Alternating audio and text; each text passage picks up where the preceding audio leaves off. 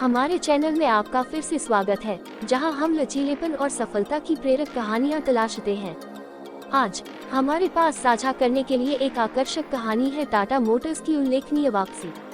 चुनौतीपूर्ण समय का सामना करने से लेकर पहले से कहीं अधिक मजबूत होकर उभरने तक, इस प्रतिष्ठित भारतीय वाहन निर्माता की यात्रा दृढ़ संकल्प और नवीनता में से एक है।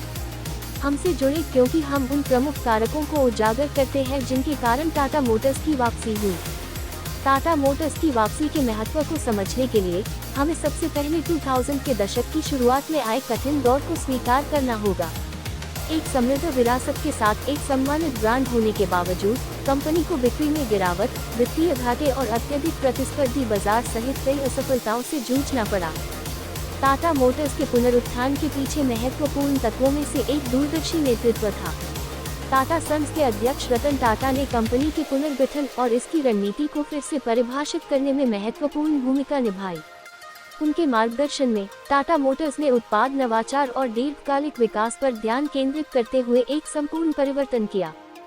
टाटा मोटर्स ने माना कि बाजार का भरोसा दोबारा जीतने के लिए अपने उत्पाद पोर्टफोलियो में सुधार करना जरूरी है।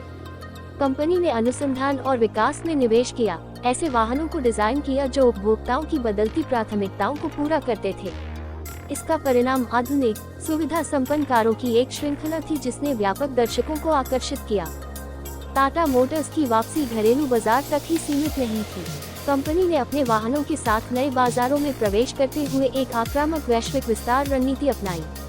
इसने 2008 में जगुआर लैंड रोवर (JLR) का अधिग्रहण किया, जो एक गेम चेंजर साबित हुआ, जिससे लग्जरी कार सेगमेंट तक पहुंच और एक व्यापक अंतर्राष्ट्रीय पदचिह्न प्रदान किया गया। टाटा मोटर्स के पुनरुत्थान में स्थिरता एक प्रेरक शक्ति बन गई।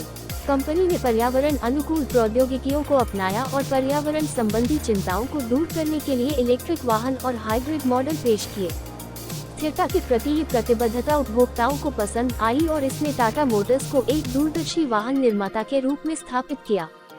टाटा मोटर्स ने ग्राहक अनुभव और परिचालन दक्षता को बढ़ाने के लिए प्रौद्योगिकी का लाभ उठाते हुए डिजिटल क्रांति को अपनाया।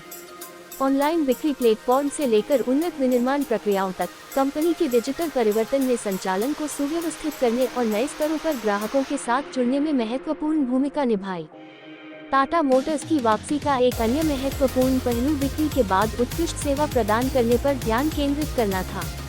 कंपनी ने एक मजबूत सेवा नेटवर्क बनाने और ग्राहक सहायता बढ़ाने में निवेश किया।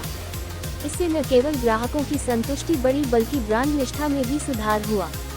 टाटा मोटर्स की अविश्वसनीय वापसी की कहानी दृढ़ता, रणनीतिक सोच और परिवर्तन को अपनाने की शक्ति के प्रमाण के रूप में कार्य करती है।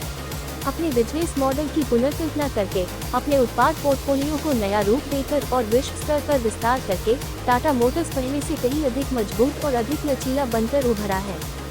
यदि आपको ये वापसी कहानी प्रेरणादायक लगी, तो इसे लाइक करना और अपने दोस्तों के साथ साझा करना न भूलें।